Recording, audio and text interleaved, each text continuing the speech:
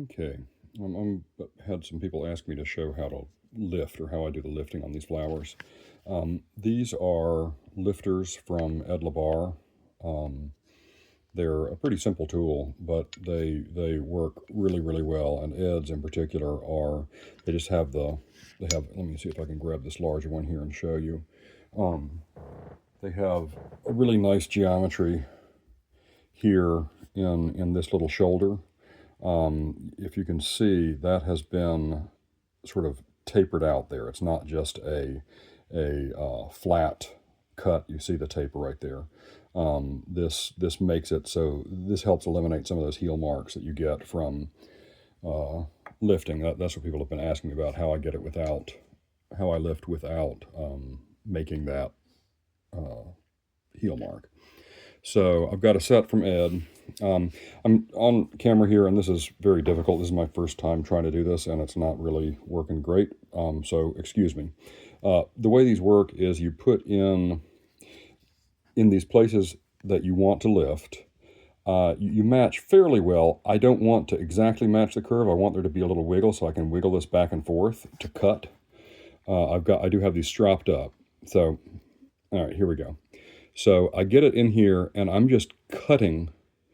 Oops, I also forgot to put on my glasses, so give me just a moment. Without the glasses, I struggle. Okay. So I'm going to get this in here, and I'm just going to work it back and forth. And I am sliding a little bit along the outside of the leather, but I'm sort of using my finger here on the back, this finger. I'm using it to avoid getting at too low an angle. But so I'm working this back and forth. I'm really cutting the leather, and I'm using the edge, moving it back and forth. Now that I'm in there, I can wiggle it to get a little deeper, and I can twist the tool a little bit. This is the way Ed does it, to actually raise that. Jim, using his Jim Linnell, that is, using his push lifters, prise up a little bit. I do that from time to time, but you can see, and I do have a little bit of a mark there, but I'm doing this before backgrounding, so I will be able to background that out. I usually don't get that mark at all. I think it's probably working around this camera, which is I'm finding difficult. Okay, so I'll try to get it a little better this time. So again, I'm controlling the angle of the tool, trying to minimize any contact with it outside of where I'm doing the actual cutting. And that's where that mark comes from, is where you're contacting the back. So again, working, and you can see I'm doing a better job this time. And actually, I'm going to grab the smallest lifter here. I like to have some operating space. That's why I'm grabbing a smaller tool than the actual scallop is. Now I'm in there, I'll wiggle it. There we go. Now you can see that one I got pretty well without doing any lift, without getting any mark.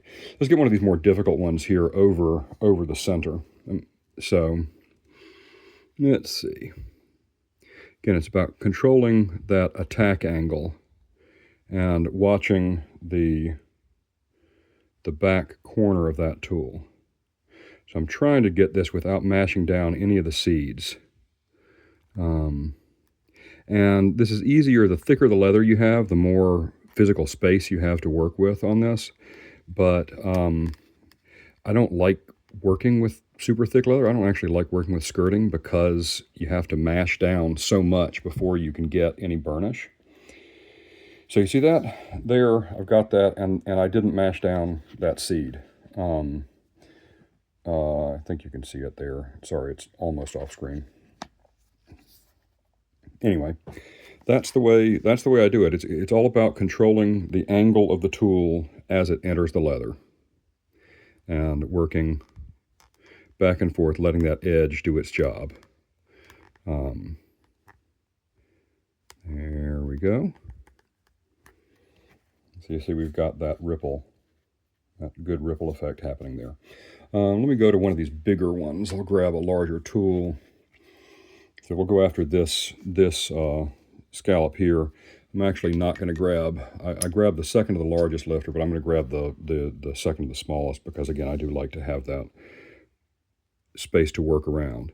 So again, this, I'm just working it back and forth, splitting between those layers of leather. And good, you can see it. Let's see, getting in there, and I'm paying attention to the direction of the carving too. So this needs to be flowing in this direction, not just straight in, not just coming in like this, but it needs to actually flow forwards towards the center. So that's the way I might use the tool coming in straight like this to begin the cut, but I'm trying to turn the actual lift with the direction of the flow of the carving. And I'm twisting to open that up a bit, cutting a little more at the edges so I get a gradual transition.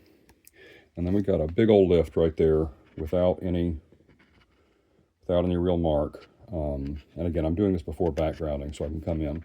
See, yeah, you can see there. And that's getting some significant lift. All right, well, I hope that's helpful for someone. Thanks.